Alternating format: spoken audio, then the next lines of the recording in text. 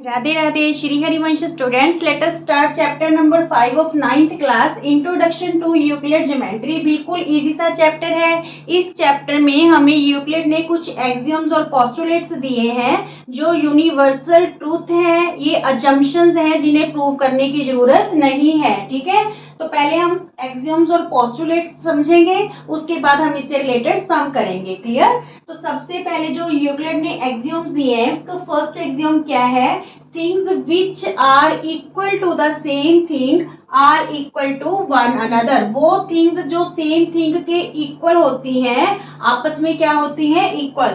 For example A equal to B, ठीक है, and B equal to C. ठीक है, तो दोनों ही ए बी और सी बी दोनों थिंग्स किसके इक्वल हैं? सेम थिंग के, बी के इक्वल हैं। तो इट्स मीन्स ये आपस में क्या हो जाएंगी? इक्वल हो जाएंगी। Clear? Things which are equal to the same thing are equal to one another. Clear? Second है, if equals are added to equals the wholes are equal. अगर इक्वल में इक्वल ही ऐड करें तो होल क्या रहेगा? इक्वल रहेगा। For example, जैसे हमारे पास 2 इक्वल टू 2 है, ठीक है, इसमें अगर हम बोथ साइड 1 ऐड कर दें तो हमारे पास क्या बन जाएगा? 3 equal to 3। If equal is added to equal then the wholes are equal. ठीक है, यहाँ पे हम कोई और भी एग्जांपल ले सकते हैं। मान लीजिए यहाँ पे हमारे पास 2x माइनस 1 है, ठीक है, 2x माइनस 1 है और यहाँ पे हमारे पास 2 है ओनली। ठीक है, तो यहाँ पे अगर हम बोथ इक्वल में है 2x माइनस 1 इक्वल टू 2, तो अगर हम बोथ साइड 1 ऐड कर देते हैं, ठीक है, बोथ साइड क्या कर देते हैं? 1 ऐड। ठीक है, तो जो हमारे पास रिजल्ट आएगा, होल आएगा, वो भी आपस में क्या होगा? इक्वल होगा। Clear? Now if equals are subtracted from equal, अगर इक्वल्स में से इक्वल ही सब्ट्रैक्ट करें तो जो रिमाइंडर्स है वो क्या रहेगा? इक्वल। मान लीजिए 4 इक्वल टू 4 है, अगर हम इसमें से इक्वल सब्ट्रैक्ट करते हैं तो जो रिमाइंडर्स हैं दोनों केस में वो क्या है? इक्वल है। क्लियर? आगे देखिए, फोर्थ जो एक्सियोम है, things which are coincide with one another are equal to one another. Things जो एक दूसरे के कोइंसाइड होती हैं, कोइंसाइड का मीन्स जो एक दूसरे के पूरक हो, जिसने एक दूसरे को पूरी तरह से कवर कर रखा हो, तो वो क्या होती है? आपस में इक्वल होती हैं। ठीक है, आपस में क्या होती है? इक्वल होती हैं। फिफ्थ है, the whole is greater than the part, कि जो होल है वो उसके किसी भी पार्ट से क्या होगा? ग्रेटर होगा। मान लीजिए हमारे पास ये सर्कल है, ठीक है, अगर सर्कल को हम 4 पार्ट्स में डिवाइड करते हैं तो मान लीजिए ये एक पार्ट की अगर हम बात करें या 2 पार्ट्स की बात करें या 3 पार्ट्स की बात करें, तो ये जो पूरा सर्कल है इन पार्ट से क्या है? ग्रेटर है। ठीक है, इन पार्ट से क्या है? ग्रेटर है। मींस पूरा सर्कल इस पार्ट से क्या होगा? Greater. The whole is greater than the part. Clear? Things which are double of the same thing, वो थिंग्स जो सेम थिंग की डबल होती हैं are equal to one another, वो एक दूसरे के क्या होती हैं? इक्वल होती हैं। तो यहाँ पे हम एग्जांपल लेते हैं। देखिए, एक तो ले लीजिए आप स्क्वायर, ठीक है, एक ले लेते हैं हम यहाँ पे ट्रायंगल और एक ले लेते हैं रेक्टेंगल। ठीक है, अगर हम एरिया की बात करें, तीनों के एरिया की, ठीक है, तो हम क्या कहें कि जो एरिया ऑफ ट्रायंगल है वो डबल है एरिया ऑफ स्क्वायर से। ठीक है, एरिया ऑफ ट्रायंगल डबल है किससे? एरिया ऑफ स्क्वायर से। ठीक है, सिमिलरली हम कहें कि area of rectangle is also double area of square से। ठीक है, कि ट्रायंगल का एरिया भी डबल है स्क्वायर के एरिया से और रेक्टेंगल का एरिया भी डबल है स्क्वायर के एरिया से।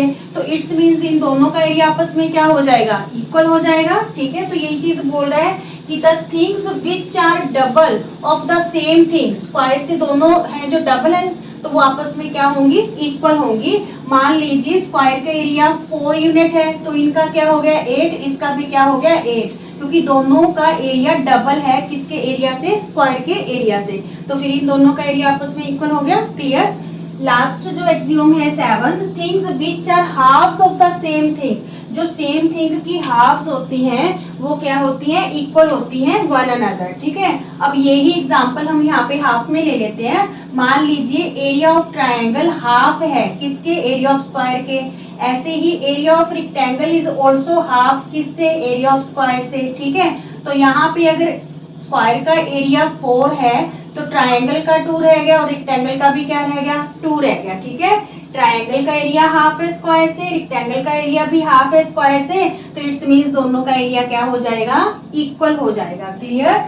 Things which are halves of the same thing की हाफ है तो वो क्या होंगी, इक्वल होंगी ईच अदर। क्लियर। अब पोस्टुलेट्स करते हैं स्टूडेंट्स। यूक्लिड पोस्टुलेट्स में फर्स्ट पोस्टुलेट्स जो है, a straight line may be drawn from any one point to any other point।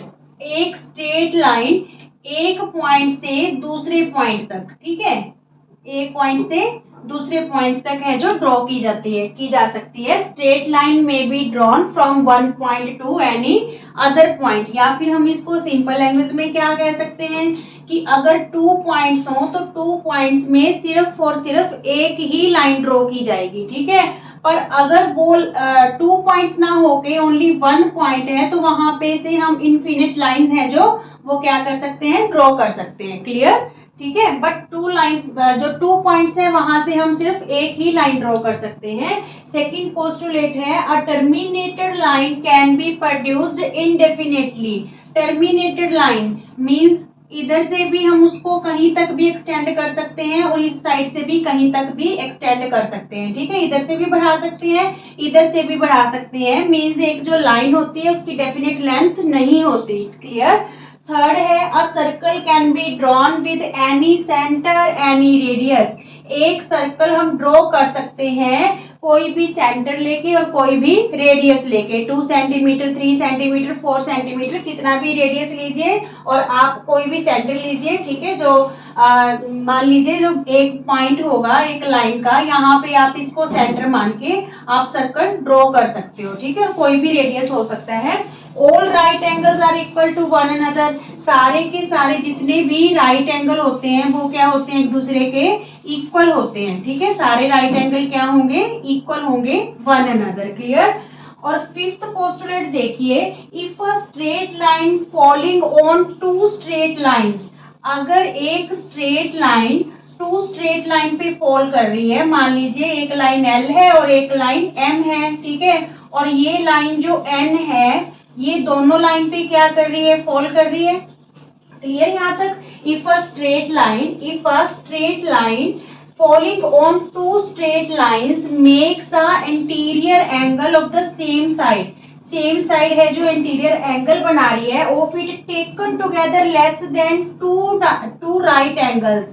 उन दोनों की वैल्यू, दोनों को इकट्ठा लें तो उसकी वैल्यू लेस है किससे, 2 राइट एंगल से। 2 राइट एंगल का मतलब 90 + 90 180। ठीक है, अगर if a straight line falling on the 2 straight line make interior angles on the same side of it taken together, अगर उनको इकट्ठा लेते हैं, ठीक है, लेस देन 2 राइट एंगल्स और उनकी वैल्यू 2 राइट एंगल से कम है तो then the 2 lines if produced indefinitely, तो फिर अगर उन 2 लाइंस को हम इंडेफिनिटली प्रोड्यूस करेंगे तो उस साइड से मीट ऑन दैट साइड, उस साइड से ये मीट कर जाएंगी। किस साइड से, on which the sum of angles, जहां पे जो सम ऑफ एंगल है लेस है 2 राइट एंगल से। क्लियर। कि अगर एक स्ट्रेट लाइन 2 स्ट्रेट लाइन पे फॉल करती है तो जो सेम साइड एंगल बन रहे हैं अगर उनका सम 180 से कम है तो उसी साइड वो लाइंस क्या है, मीट कर जाएंगी। क्लियर। ये फिफ्थ पोस्टुलेट है। ये 5 पोस्टुलेट हमने जो किए हैं यूक्लिड ज्योमेट्री में, ये हमें 5th चैप्टर में गिवन है। बस ये एक्सियोम्स और पोस्टुलेट्स आपको ध्यान में रखने हैं। ठीक है, अब इससे रिलेटेड हम है जो क्वेश्चन सॉल्व करते हैं। क्लियर। चलिए स्टूडेंट्स, एक्सियम और पोस्टुलेट्स हमने कर लिए हैं। फर्स्ट क्वेश्चन करते हैं। फर्स्ट क्वेश्चन है जो इसमें कुछ स्टेटमेंट्स गिवन है जो हमें बतानी है कि ये ट्रू है या फॉल्स है, और हमें रीजन भी बताना है कि ये स्टेटमेंट्स ट्रू या फॉल्स क्यों है। ठीक है, फर्स्ट स्टेटमेंट है, only one line can pass through a single point. Single point से क्या हम सिर्फ एक लाइन पास कर सकते हैं, तो ये जो फर्स्ट स्टेटमेंट है ये फॉल्स है, because infinite line can B pass through a single point. एक सिंगल पॉइंट से हम बहुत सारी लाइंस हैं जो पास कर सकते हैं। क्लियर? तो यहाँ पे आप रीजन लिख देना कि मैनी जो लाइंस है या infinite lines can be drawn through a single point. Second है there are infinite number of lines which pass through two distinct points. क्या टू डिस्टिंक्ट पॉइंट से बहुत सारी लाइंस पास हो सकती है? नहीं, ओनली वन लाइन है जो पास हो सकती है।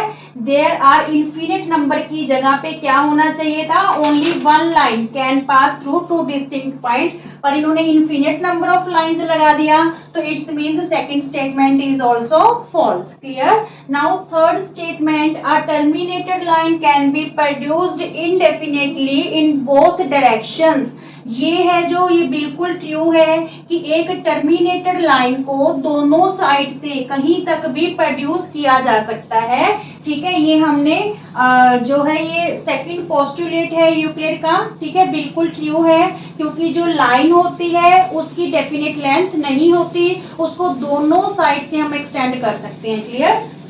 फोर्थ जो स्टेटमेंट है, if two circles are equal then their radii are equal. अगर दो सर्कल इक्वल हैं तो उनकी रेडियाई, देखिए रेडियस का प्लूरल होता है ये। ठीक है, रेडियस का प्लूरल होता है रेडियाई, तो दोनों सर्कल का जो रेडियस है वो इक्वल होगा। तो ये स्टेटमेंट भी बिल्कुल ट्रू है। दो कॉइन्स हैं जो, मान लीजिए दो कॉइन 5 रुपीज के ले लीजिए या 1 रुपीज के ले लीजिए, दोनों आपस में इक्वल है। क्यों? क्योंकि दोनों का रेडियस इक्वल है। क्लियर? अब देखिए A B equal to C D है और C D equal to E F है, तो then A B equal to E F, ये भी बिल्कुल ट्रू है, ये स्टेटमेंट भी ट्रू है। ये जो फर्स्ट एक्सियोम है किसका? इसका यूक्लिड का, कि if things which are things A, B and E, F, things which are equal to the same thing, जो सेम थिंग के इक्वल होंगी, are equal to one another, वो एक दूसरे के इक्वल होंगी। ठीक है, things which are equal to the same thing are equal to one another, तो ये भी बिल्कुल ट्रू है। ये हमारे पास यूक्लिड का फर्स्ट एक्सियोम है। क्लियर? अब कुछ सम करते हैं। ये तो हमारे पास ट्रू फॉल्स में स्टेटमेंट थी, ये आपको जो है ट्रू फॉल्स की फॉर्म में आ सकती है या एमसीक्यू फॉर्म के तौर पे भी आपसे पुट की जा सकती है। ओके।